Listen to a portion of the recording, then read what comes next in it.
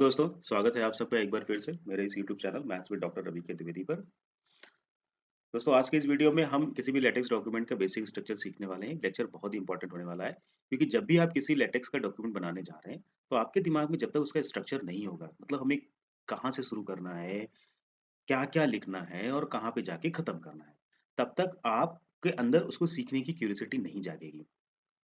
तो इस वीडियो में हमने पूरा कंप्लीट बेसिक स्ट्रक्चर जो लेटेक्स का होना चाहिए उसको इनकॉर्पोरेट किया है, उसको यहाँ पे इंक्लूड किया है। हम उन सारे टॉपिक्स को एक समझेंगे कि इन टॉपिक्स का मतलब क्या होता है, उनके एग्जांपल समझेंगे, थ्योरी में भी समझेंगे और उनका प्रैक्टिकल भी करके देखेंगे। ठीक है? तो ये वीडियो हो सकता है थोड़ा-सा लंबा हो जाए, पर ये वीडियो बहुत ही इंपॉर्टेंट होने वाला है। तो मैं रिक्वेस्ट करूँगा कि इस वीडियो को शुरू से लेकर के पूरा लास्ट तक देखिए, तो आपके दिमाग में लेटेक्स का पूरा स्ट्रक्चर जो है ना वो सेट हो जाएगा। इसके अलावा मैंने क्या किया है कि जैसे-जैसे मेरा कंटेंट कंप्लीट होगा, मैंने ना कुछ क्विज़ेज़ भी ऐड की हुई है इसमें। तो जिनको स्क्रीन पे दिख जा रही है क्विज़ेज़, वो अटेम्प्ट करें, जैसे-जैसे टॉपिक कंप्लीट होता जाए, या फिर डिस्क्रिप्शन बॉक्स में भी जाके क्विज़ेज़ को अटेम्प्ट कर सकते हैं। तो उससे क्या होगा, आपको ना यूनिवर्सिटी के एग्ज़ाम का जो क्वेश्चन लेवल है या लेटेक्स से किस तरह के क्वेश्चंस पूछे जा सकते हैं इंटरव्यूज़ में, वाइवा में या फिर एग्ज़ाम में, उसका भी एक आइडिया आपको लग जाएगा। ओके, तो चलो बिना कुछ देरी किए हम लोग इसको शुरू करते हैं और पूरा वीडियो अंत तक देखें, आपको यकीनन पूरा बेसिक स्ट्रक्चर जो है लेटेस्ट डॉक्यूमेंट्स का आपके दिमाग में सेट हो जाएगा। तो चलिए सबसे पहले हम लोग देख लेते हैं कि आज की इस वीडियो में हम लोग क्या सीखने वाले हैं। तो ये एक बेसिक स्ट्रक्चर होता है जो हम लोग एक जब भी कोई लेटेस्ट डॉक्यूमेंट्स प्रिपेयर करते हैं, तो इन चीज़ों का हम लोग ध्यान रखते हैं, ठीक है? या फिर ये कहें कि ये हमारी रिक्वायरमेंट्स में हो सकती है ना? ऐसा ज़रूरी नहीं कि सारी चीज़ें आपके किसी भी लेटेक्स आर्टिकल या फिर लेटेक्स डॉक्यूमेंट में आएँ, पर ये सारी चीज़ें इम्पोर्टेंट होती हैं। तो मैं चलिए इसको एक वन बाय वन करके हम लोग इसको समझ लेते हैं, ठीक है? कि इनका क्या मीनिंग है और इनके कुछ एग्ज़ाम्पल्स भी हम लोग समझ लेंगे। सबसे पहला हमारा है ना डॉक्यूमेंट क्लास, ठीक है? डॉक्यूमेंट क्लास क्या करता है? ओवरऑल स्ट्रक्चर को डिफाइन करता है, ठीक है? इसमें हम लोग फ़ॉन्ट साइज़ हो गया, ठीक है? फ़ॉन्ट का साइज़ हो गया, या फिर हेडिंग स्टाइल कैसी होनी चाहिए, या फिर पेज लेआउट हमें कैसा चाहिए, मतलब हमें A4 साइज़ में पेपर चाहिए, आउटपुट उसका पीडीएफ का, या फिर हमको पीडीएफ में सॉरी लेटर में चाहिए या फिर A3 चाहिए, वो सारी चीज़ें हम यहाँ से मैनेज कर सकते हैं, ठीक है? और जिसके एग्ज़ाम्पल्स होते हैं मैंने ऑलरेडी बता रखा है कि जैसे आर्टिकल्स हो गया, रिपोर्ट्स हो गई, बुक्स हो गई, ये सारे डॉक्यूमेंट्स क्लास में आते हैं। ठीक है? फिर आता है पैकेजेज़। पैकेजेज़ क्या होता है, कभी-कभी कुछ हायर ऐसे हायर मैथमेटिक्स अगर हम लोग कर रहे हैं या हायर रिसर्च में कुछ ऐसा काम कर रहे हैं, है ना? कि जिसमें कुछ तो बेसिक पैकेजेज़ होते हैं जो लेटेक्स के साथ इनबिल्ट होते हैं, पर कुछ ऐसे होते हैं जो इनबिल्ट नहीं होते हैं। ठीक है? जैसे कि मैं एक बात करूँ, एक एनवायरनमेंट होता है इक्वेशन लिखने के लिए, बिगिन, अलाइन, ठीक है? तो अगर हम इस एनवायरनमेंट का यूज़ कर रहे हैं, begin align and and align, तो क्या होगा कि अगर हमने इसके लिए पैकेजेज़ एएमएस मैथ नहीं लिया हुआ है ना? एएमएस मैथ अगर हमने पैकेज नहीं लिया हुआ है, तो फिर ये जो हमारा एनवायरनमेंट है ना, ये रन नहीं करेगा। तो जबकि ऐसा नहीं कि मैथ्स का कोई भी एनवायरनमेंट रन नहीं कर रहा है, रन कर रहे हैं, पर कुछ एनवायरनमेंट जो है, जो हमें हायर लेवल पे रिक्वायर्ड होंगे, उसके लिए हमें पैकेजेज़ की ज़रूरत पड़ती है। जैसे कि मान लीजिए हम इमेजेस इंसर्ट करना है, ठीक है? तो हमें ग्राफिक्स से करके पैकेज होगा जो लेना पड़ेगा।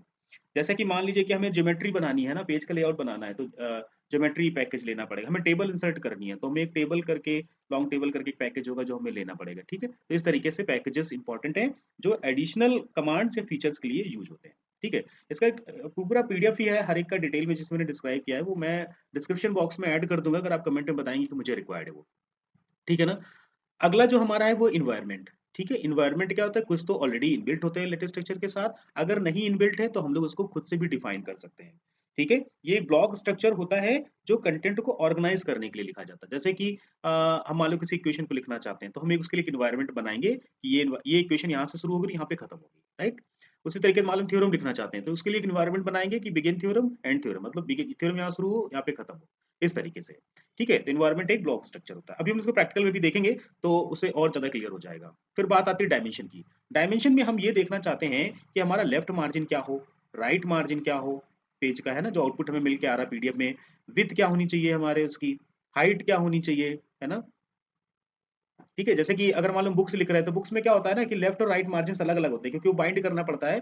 तो अगर वो सेम मार्जिन दे देंगे, तो फिर एक साइड ज़्यादा दिखेगा, एक साइड कम दिखेगा, ऐसा करके। तो लेफ्ट और राइट मार्जिन अलग-अलग उसमें देने पड़ते हैं, ठीक है? विड्थ मान लें हम कितने लेना चाहते हैं उसकी, कि हमारा कंटेंट इतने में ही दिखे बस, और हाइट मतलब हम टॉप और बॉटम पे उसको फिक्स कर सकते हैं, ठीक है? फिर आता है टाइटल इन्फॉर्मेशन। टाइटल इन्फॉर्मेशन में आप अपना नाम लिख सकते हैं, ठीक है? इंस्टीट्यूट का नाम लिख सकते हैं, इंस्टीट्यूट का नाम लिख सकते हैं, ठीक है? और उसमें एड्रेस भी लिख सकते हैं। तो ये सारी इन्फॉर्मेशन उस टाइटल से पहले यहाँ पे एक हाँ, टाइटल हो गया, ठीक है? नाम अपना नाम, इसमें ऑथर नेम भी आता है इसी में, ठीक है? और हमारा जो इसके साथ में जो भी हम आर्टिकल लिख रहे हैं, बुक लिख रहे हैं, उसका टाइटल क्या है वो भी हम यहाँ पे लिख सकते हैं। तो उसके लिए कमांड यूज़ करते हैं टाइटल, फिर एक होता है ऑथर, ठीक है? फिर एक आएगा इंस्टीट्यूट, है ना? ये सारी चीज़ें हम लोग टाइटल जो हमारा होता है स्ट्रक्चर का फॉर्म उसमें लिखते हैं और फिर हम लास्ट में लिख देते हैं मेक टाइटल। तो ये सारी चीज़ें जो ना है वो एक टाइटल के फॉर्म में आ जाती हैं, ठीक? फिर हमारा शुरू होता है बिगिन डॉक्यूमेंट्स। यहाँ से जो हमारा मेन कंटेंट होगा वो शुरू होगा। कहाँ से? बिगिन डॉक्यूमेंट और एंड डॉक्यूमेंट के बीच में, ठीक है? अब मान लीजिए हमने कोई डॉक्यूमेंट शुरू किया है, तो अब ऐसा तो है नहीं कि डॉक्यूमेंट शुरू किया और पूरा लास्ट तक एक जैसे डॉक्यूमेंट चलेगा, है ना? वो डॉक्यूमेंट्स भी पार्ट्स में डिवाइड होगा, राइट? तो उन पार्ट्स को हम लोग बोलते हैं सेक्शंस, ठीक है? इसके लिए क्या होता है, एक सेक्शन करके कमांड होती है, ठीक है? और यहाँ पे ये हम कर्ली ब्रैकेट्स में उस सेक्शन का नाम लिख देंगे। तो क्या होगा, एक नंबरिंग के साथ ना एक हेडिंग बन के आ जाएगी, ऑटोमेटिकली आएगी, कितना स्पेस लेना है, कितना छोड़ना है, वो सब लेटेक करेगा, आपको उसमें कोई टेंशन लेने की जरूरत नहीं है। और यही इसकी ब्यूटी है लेटेक की, ठीक है? अब मान लीजिए हमने ये पार्ट लिखा कंटेंट का, पर अब इस पार्ट का भी कोई पार्ट है, तो उसके लिए यूज होगा सब सेक्शन। उसके लिए क्या यूज करेंगे? Sub section. अब इस पार्ट का भी अगर कोई पार्ट है तो उसके लिए यूज होता है सब सब सेक्शन, ठीक है? तो इस तरीके से हम अपने जो पूरा हमारा पूरा कंटेंट है उसको हम ना पार्ट्स और सब पार्ट्स में डिवाइड कर सकते हैं using command section and sub section, ठीक है? इसके अलावा और क्या-क्या कंटेंट इसमें आ सकता है? इसमें आ सकता है टेक्स्ट भी लिखते हैं हम, है ना? टेक्स्ट तो लिखेंगे ही लिखेंगे, बिना टेक्स्ट के तो ऐसा थोड़ी है कि केवल मैथ्स के फॉर्मूले लिखने हैं, कुछ तो टेक्स्ट लिखना पड़ेगा ना। मैथ्स लिख सकते हैं, ठीक है? मैथ्स में भी बहुत सारे टाइप्स हैं कि हमें इनलाइन मैथ लिखना है कि, है ना, एनवायरनमेंट में लाइन लिखना है कि नंबरिंग के साथ लिखना है कि बिना नंबरिंग के साथ लिखना है, इस तरीके से। लिस्ट भी आता है कि मतलब कोई हमें जैसे कि हमें बताना है कि 5 प्रॉपर्टी सैटिस्फाई करता है, तो फर्स्ट क्या है, सेकंड क्या है, मतलब एक तरीके से लिस्ट बनेगी। आइटम की लिस्ट जैसे बनाते हैं ना हम लोग, देखा होगा कि ये बहुत सारी चीज़ों में से लिस्ट बना के रखते हैं कि हाँ, लिस्ट बना लो, स्टूडेंट्स की लिस्ट बना लो, मार्क्स की लिस्ट बना लो, इस तरीके से। तो ऐसे लिस्ट बनाने का भी काम हम कंटेंट में कर सकते हैं। इन सब के लिए हम लोग अलग से एक-एक वीडियो सीखेंगे कि इनके लिए क्या-क्या कमांड्स होती हैं और कैसे इनको यूज़ करना है, ठीक है? मैं बस अभी स्ट्रक्चर के बेस पे इसको समझा रहा हूँ कि क्या होता है। फिर हम उसमें क्या फिगर्स भी इंक्लूड कर सकते हैं और टेबल्स भी इंक्लूड कर सकते हैं। ठीक है? और इसके अलावा जो भी आप डॉक्यूमेंट्स प्रिपेयर कर रहे हैं, है ना? उसके उसमें क्या-क्या रिक्वायरमेंट्स है उस वो चीज़ें भी हम लोग कर सकते हैं। अगर एनवायरनमेंट नहीं है तो उसको हम लोग खुद से भी डिफाइन कर सकते हैं, मैं बताऊँगा कैसे डिफाइन करना अभी। ठीक है? और लास्ट में जाकर के हम लोग क्या लिखेंगे, उसकी बिब्लियोग्राफी लिखेंगे। ठीक है? बिब्लियोग्राफी क्या होता है? सेट ऑफ रेफरेंसेस होता है, ठीक है? और ये वो आर्टिकल्स या फिर बुक्स या फिर ऑलरेडी डन रिसर्च होती है, जिसे हम बताना चाह रहे हैं या हम जिसका रेफरेंस लेकर के अपना काम कर रहे हैं, ठीक है? तो लास्ट में हम लोग क्या करते हैं, बिब्लियोग्राफी रख देते हैं, ठीक है? तो इसके बाद हम क्या करेंगे, अपने डॉक्यूमेंट्स को एंड कर देंगे। मैं सबसे जो कॉमन मिस्टेक्स है मैं वो बता दे रहा हूँ कि जब भी हम कोई एनवायरनमेंट लिखेंगे, अगर हमने उस एनवायरनमेंट को ओपन किया है, तो हम उसे क्लोज़ भी करेंगे, ठीक है? जब भी हम कोई ऐसा मतलब कंटेंट लिख रहे हैं, जिसके लिए हमें स्पेशल पैकेज की ज़रूरत है, जैसे हम फिगर्स इंसर्ट कर रहे हैं टेबल, तो उसके लिए एक पैकेज लेने की ज़रूरत है, वो हमें लेना ही पड़ेगा। ठीक है? इसके अलावा कोई भी मैथमेटिकल अगर हम चीज़ लिख रहे हैं, तो उसको मैथमेटिकल एनवायरनमेंट के अंदर ही रखना पड़ेगा। वो इनलाइन मैथ है या फिर लाइन मैथ है या फिर इक्वेशंस फॉर्म में जो भी है, उसको मैथमेटिकल चीज़ों में ही लिखना पड़ेगा। तो ये कुछ है बेसिक चीज़ें हैं, जो है इसके बाद इसमें और भी जो चीज़ें होंगी, हम जब इन टॉपिक्स को डिटेल में पढ़ेंगे, तो हम लोग सीखेंगे। चलिए हम लेटेक्स एक डॉक्यूमेंट मैं ओपन करता हूँ आप लोग सामने, उसके थ्रू आप समझ पाएँगे कि इन चीज़ों का और मतलब क्या है, कैसे कैसे यूज़ होती है, ठीक है? तो ये मैंने एक अपना ही एक आर्टिकल लिया हुआ है, जो कि मेरा ऑलरेडी पब्लिश्ड आर्टिकल है। तो मैं इसके थ्रू बताना चाहता हूँ कि जो मैंने आज समझा है उसका क्या-क्या मतलब होता है। तो देखो मैंने सबसे पहले क्या लिखा हुआ है, डॉक्यूमेंट क्लास। क्या लिखा हुआ है? Document class. तो डॉक्यूमेंट क्लास के बाद ये जो हमने बिग ब्रैकेट में चीज़ें लिखी हुई है ना, ये क्या है? ये एडिशनल चीज़ें हैं। ठीक है? जैसे कि ये क्या है, 11 पॉइंट लिखा हुआ है, तो ये हमारा फ़ॉन्ट साइज़ है। ठीक है? और ये क्या है, A4 पेपर है। A4 पेपर का मतलब हम चाहते हैं हमारी जो पीडीएफ हो ना वो A4 साइज़ में मिल के आए हमें। और ये क्या है, इक्वेशन का फ्लो के लिए होता है ना, कि मतलब वो ऑटोमेटिकली ब्रेक कर दे इक्वेशंस को। अगर मान लो पेज चेंज हो रहा है तो ऐसा ना हो कि वो पूरी इक्वेशन पेज छोड़ के चला जाए या फिर पेज को ऐसा, मतलब वो फ्लो एक बना रहेगा आर्टिकल का। और यहाँ पे हमने क्लास क्या ली हुई है, आर्टिकल ली हुई है। ठीक है? यहाँ पे बुक भी ले सकते हैं और रिपोर्ट भी ले सकते हैं। ठीक है? तो ये हो गया डॉक्यूमेंट क्लास। अब देखो यहाँ पे हमने पैकेजेस ले रखे हैं। Use package, AMS math, MS symbol, MS fonts, hyperref. Hyperref वो पैकेज होता है जो आपकी इक्वेशन नंबर्स को या फिर उनको हाइलाइट्स करेगा, है ना? जो भी आप नंबर्स होंगे उनको हाइलाइट करेगा। मैं ज़रा एक बार इसको रन कर देता हूँ, फिर चेंजेस करके दिखाऊँगा क्या चेंजेस होते हैं इसमें। ये मैंने कंपाइल किया हुआ है इसको, है ना? स्क्रीन पे ये देखो, ये मेरे पीडीएफ आ गया है ना? अब देखो मैं ज़रा इस पीडीएफ को थोड़ा बड़ा कर देता हूँ, ताकि ये दिखे क्या लिखा जा रहा है इसमें ना, ठीक है? अब देखो यहाँ पे मैंने डॉक्यूमेंट्स क्लास लिया 11 पॉइंट लिया ना, अब मैं चाहता हूँ कि मैं इसका फॉन्ट साइज ना बढ़ाना चाहता हूँ, मैं यहाँ पे 12 पॉइंट कर दूंगा। क्या कर दूंगा? 12 पॉइंट कर दूंगा और ये यहाँ पे रन करा।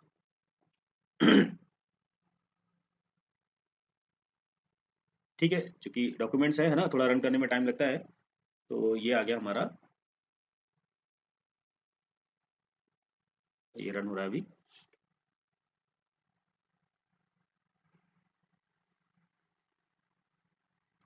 ये देखिए फॉन्ट साइज जो हमारा है ना वो बढ़ गया। ठीक है, और ये अभी जो वन लाइन में आ रही थी हमारा पूरा टाइटल, अब ये हमारा सेकंड लाइन में भी चला गया। ठीक है ना, तो ये हमारा फॉन्ट साइज बढ़ गया। अब ये A4 साइज जो पेपर मैंने लिखा हुआ है ये ऑप्शनल होता है, क्योंकि हमने ऑलरेडी डिफॉल्ट में ले रखा था A4, हम ना भी लिखेंगे तब भी ऑटोमेटिकली A4 साइज में ही देगा।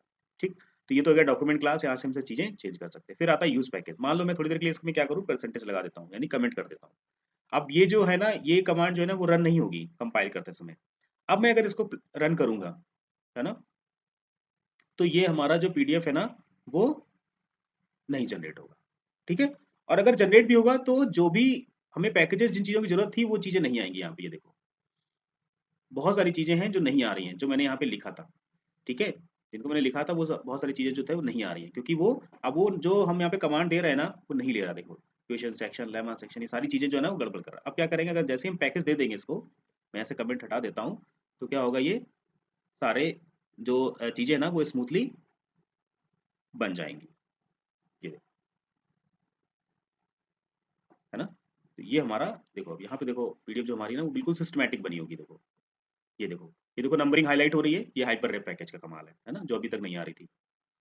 ये देखो इक्वेशन नंबर्स आ रहे हैं, इक्वेशंस वेल डिफाइन होके आ रही हैं। ये देखो, है ना, इस तरीके से। तो ये सारा काम जो है ना वो पैकेज का है। इसके बाद आते हैं न्यू थ्योरम पे। ये क्या है, ये इन्वायरमेंट है। अब जैसे ये अगर मैं इसको हटा दूंगा यहाँ से, ठीक है, तो क्या होगा, जो थ्योरम वाला हमने इन्वायरमेंट दिया होगा कहीं पे, है ना, कि बिगिन थ्योरम एंड थ्योरम करके, वो थ्योरम इन्वायरमेंट जो है ना वो काम नहीं करेगा। अब मैं दिखाता हूँ कि मैंने अगर कोई यहाँ पे थ्योरम बनाई होगी तो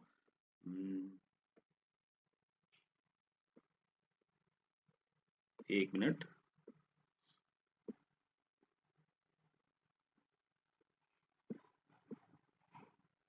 यहाँ पे अभी कोई थ्योरम इन्वायरमेंट नहीं दिख रहा है मुझे। ठीक है, मतलब मैंने इस आर्टिकल में हो सकता है थ्योरम ना बनाई हो, तो वो खैर ये देखो ये थ्योरम 4.1 लिखा हुआ है। ठीक है ना, ये 12 पेज पे, राइट। अब मैंने क्या किया, इसको हटा दिया है, तो अब देखते हैं कि ये कैसा आता है बन के।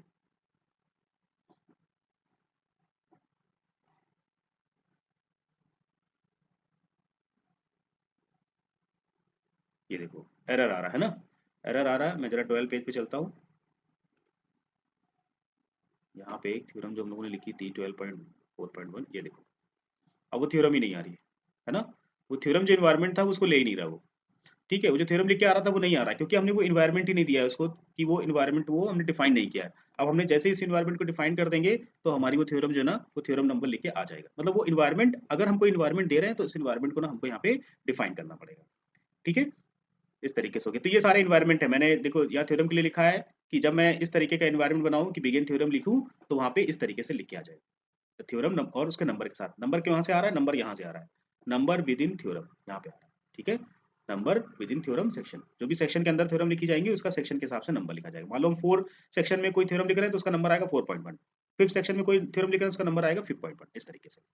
अब इन्वायरमेंट के बाद हम देखते हैं कि हमने जो डायमेंशन लिए, देखो मैंने यहाँ पे डायमेंशन सेट की हुई है। सेट लेंथ, टॉप मार्जिन जो है ना 1 सेंटीमीटर है। तो जो हमारा जो पेज आ रहा है ना ओपन होके, उसमें क्या हो रहा है, टॉप पे 1 सेंटीमीटर का गैप दिखेगा आपको। ठीक है, अभी देखना ये जैसे गैप है ना, तो अब मैं इसको अगर यहाँ पे चेंज कर दूं, टॉप मार्जिन जो है ना 3 सेंटीमीटर कर दूं, तो देखो क्या चेंजेस आते हैं।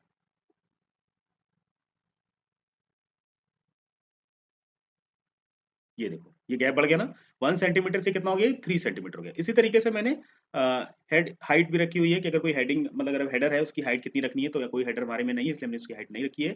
ठीक है, इवन साइड मार्जिन, हम चूंकि आर्टिकल पे काम कर रहे हैं तो हमने इसको 0 पॉइंट दे रखा है, और साइड मार्जिन भी हमने 0 पॉइंट दे रखा है। ठीक है, तो इस तरीके से कि हम मार्जिन जो है ना उसको डिफाइन कर सकते हैं।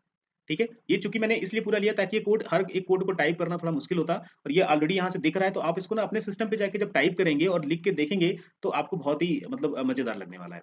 इसके बाद जो कंप्लीट टेक्स्ट की हाइट होगी, मतलब कितने हाइट का टेक्स्ट हमें दिखना चाहिए, वो 22 सेंटीमीटर, और टेक्स्ट की विड्थ कितनी होनी चाहिए, 15 सेंटीमीटर। 15 सेंटीमीटर में ही हमारा टेक्स्ट दिखेगा, और 20 सेंटीमीटर की हाइट में हमारा टेक्स्ट दिखेगा। ठीक है, ये हमारा हो गया डायमेंशन हो गया। अब आते हैं हम लोग बिगिन डॉक्यूमेंट पे। डॉक्यूमेंट शुरू करेंगे, तो डॉक्यूमेंट शुरू करने से पहले हम क्या लिखेंगे, यहाँ पे टाइटल लिखेंगे अपना। मैट्रिक्स है ना, तो ये हमने टाइटल लिख दिया, यहाँ पे टाइटल हो गया। फिर हमने ऑथर नेम लिख दिया अपना रवि द्विवेदी लिख दिया। अब मैं चाहता हूँ कि इस टाइटल पेज के ना बॉटम पे, यहाँ देखो ये टोटल टाइटल पेज का बॉटम है, यहाँ पे मेरी ईमेल आईडी लिख के आए। ठीक है, तो मैंने क्या किया, फुट नोट लगा दिया है यहाँ पे। ठीक है, फिर इसके बाद इसमें हम ना थैंक्स भी लिख सकते हैं फुट नोट में, कि अगर मान लो हमें कोई फेलोशिप मिल रहा है या किसी सपोर्ट मिल रहा है, तो हम उनको थैंक्स भी लिखना चाहते हैं, तो उसको भी हम लिख देंगे, तो बॉटम पे आ जाएगा। फिर यहाँ पे हम अपना एड्रेस लिखना चाहते हैं, डिपार्टमेंट ऑफ साइंस है ना, ये देखिए department of science, says MMC, Jagdalpur, Bastar, CG, इस तरीके से। तो ये पूरा हमारा जो है ना टाइटल वाला जो हमारा फाइल है, मेक टाइटल, फिर यहाँ पे क्या कमांड दे देंगे, मेक टाइटल, पूरा टाइटल, ऑथर का नेम, इंस्टीट्यूट नेम, ये सारा कुछ आ जाएगा। ठीक है, अब इसके बाद भैया मेरा मेन कंटेंट शुरू होगा। तो उसमें क्या, जैसे हमने पहला सेक्शन लिया इंट्रोडक्शन, तो मैंने यहाँ पे सेक्शन कमांड दी, इंट्रोडक्शन दी।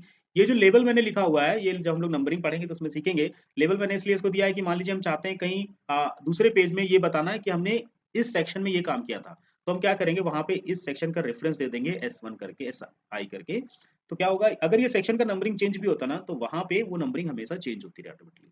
तो इस तरीके से हमने सेक्शन बनाया इंट्रोडक्शन। ठीक है, और ये भी एक सेक्शन है जैसे कि हमारा। ठीक है, मैं देखता हूँ क्या मैंने कोई सब सेक्शन बनाया है, नहीं बनाया तो मैं यहाँ पे बना देता हूँ। मान लीजिए मैं यहाँ पे इस सेक्शन को खत्म करना चाहता हूँ, फिर यहाँ पे एक सब सेक्शन बनाना चाहता हूँ, सब सेक्शन, और इसका नाम दे देता हूँ लेटेक्स स्ट्रक्चर, है ना।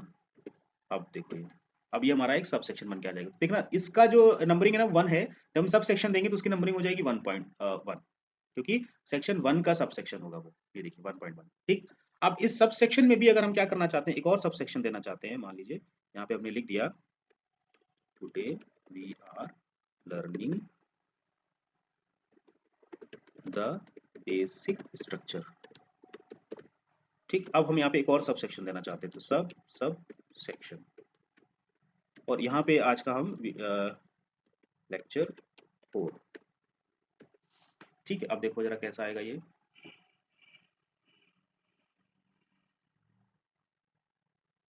ठीक है, ये देखिए, तो ये इंट्रोडक्शन में 1 आ रहा था, फिर 1.1 हो गया, फिर सब सेक्शन में 1.1.1 हो गया। ठीक है, तो इस तरह देखना फॉन्ट साइज भी सबका ऑटोमेटिकली छोटा हो रहा है। ये देखिए ऐसे पता चल जाएगा कि ये हेडिंग देखो, इंट्रोडक्शन का साइज देखो, इसका साइज देखो, और फिर लेक्चर 4 का साइज देखो, है ना। तो ये ब्यूटी है लेटेक्स की, कि ऑटोमेटिकली क्या करता है, चीजों को डिफाइन करता है। फिर ये सारी चीजें हैं, देखिए हमने यहाँ पे टेक्स्ट भी लिखा हुआ है, मैथ्स भी लिखी हुई है। ठीक, और ये देखो नंबरिंग भी की हुई है, ये लिस्टिंग भी की हुई है। ठीक है, तो ये इन सब के लिए हम लोग अलग से इन सब के लिए वीडियो पढ़ेंगे, क्योंकि ये डिटेल में अभी स्ट्रक्चर समझना है ना, नहीं हो पाएगा। फिर मैं लास्ट में आता हूँ रेफरेंसेस, है ना, जो कि क्या है, हमारी बिब्लियोग्राफी है। तो इसके लिए हमें क्या करना पड़ेगा, तो कमांड लिखनी पड़ेगी, begin bibliography, begin the bibliography, और फिर एंड भी करना पड़ेगा, क्योंकि इन्वायरमेंट है, हम इसको स्टार्ट कर रहे हैं तो हम इसको एंड भी करेंगे। ठीक, अब देखो इसके लिए हमें कोई नया इन्वायरमेंट डिफाइन नहीं करना पड़ता है वहाँ पे आर्टिकल में, क्योंकि ये ऑलरेडी वहाँ पे इनबिल्ट होता है। अब ऐसा तो है नहीं कि आपको आर्टिकल में कौन सा एनवायरनमेंट चाहिए वो पहले से ही पता हो किसी को, तो आप अगर कुछ ऐसा नया एनवायरनमेंट आता है तो आप उसको स्टार्टिंग में डिफाइन कर सकते हैं। और फिर रेफरेंस लिखने के लिए कमांड हम लोग यूज करते हैं बिब आइटम डीएस, है ना, ये एक रेफर करने का कोड है। और फिर ये ऑथर नेम, टाइटल, फिर जर्नल पब्लिशर नेम, फिर ईयर, इस तरीके से। तो जब बिब्लियोग्राफी वाला लेक्चर करेंगे तो हम लोग इसको डिटेल में करेंगे। ये हमारा बिब्लियोग्राफी का हो गया, और फिर लास्ट में आएगा हमारा एंड डॉक्यूमेंट। इस डॉक्यूमेंट के बाद हम कुछ भी लिखेंगे वो सब हमारा पीडीएफ में नहीं आएगा। टुडे वी लर्न, है ना, जैसे मैंने डॉक्यूमेंट के बाद कुछ भी लिखूंगा ना, तो पीडीएफ में नहीं दिखेगा वो। जैसे ही हम एंड डॉक्यूमेंट कर देंगे उसके बाद आप कुछ भी इसमें लिखते रहो, उन सब चीजों का कोई मतलब नहीं है। ये देखिए, ये यहीं पे खत्म होगा। तो आज की वीडियो में हम लोग बस इतना ही रखते हैं। और आज हमने लेटेक्स का कंप्लीट स्ट्रक्चर जो था उसको समझ लिया है। ठीक है, और नेक्स्ट वीडियो से हम लोग क्या करेंगे, लेक्चर्स इन सबको डिटेल में समझेंगे, ताकि एक कंप्लीट डॉक्यूमेंट जो है ना वो आप भी लेटेक्स पे बना पाएँ। ठीक है, इसके अलावा मैंने प्रैक्टिसेस के लिए क्विजेस यहाँ पे रख रखे हैं, तो मैं रिक्वेस्ट करूँगा कि उन्हें अटेम्प्ट करें और अपना स्कोर जरूर चेक करें, और मुझे कमेंट में बताएं कि लेटेक्स स्ट्रक्चर का कौन सा पार्ट आपको सबसे इंपॉर्टेंट लगा। पूरे स्ट्रक्चर में ऐसा कौन सा पार्ट है जिसके बिना आप लेटेक्स डॉक्यूमेंट्स नहीं क्रिएट कर पाएंगे। ठीक है, वीडियो यूजफुल लगी हो तो लाइक करें, सब्सक्राइब करें maths with doctor Ravi K Dwivedi को, और शेयर करें अपने दोस्तों के साथ, अपने कलीग्स के साथ। तो मिलते हैं नेक्स्ट लेक्चर में, तब तक के लिए bye bye, take care, thank you.